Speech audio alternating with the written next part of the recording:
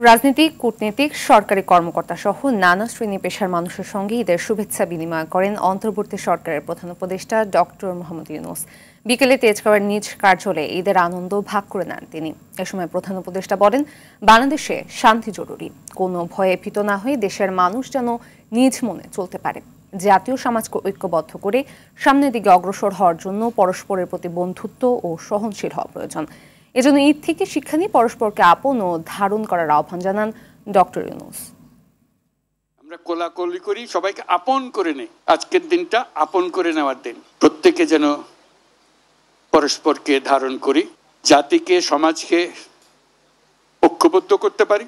কারণ এই ঐক্যবদ্ধ হওয়াটা আমাদের জন্য, এই সমাজের জন্য বিশেষভাবে জরুরি। সামনের পথে অগ্রসর হব, আমরা পরস্পরের প্রতি সহনশীল হব। শুধু সহনশীল নয়, তার চাইতে বেশি আমরা পরস্পরের সাথে বন্ধুত্বপূর্ণ সম্পর্ক স্থাপন করব। আজকের দিনটা আমরা প্রতিদিন স্মরণ করি। আমরা দেশে শান্তি চাই, যাতে মানুষ নিজ মনে, নিজের আগ্রহে দিন চলতে পারে, কারো ভয়ে, কারো ভীত হয়ে, কোনো ভয়ে ভীত হয়ে তাকে চলতে না হয়।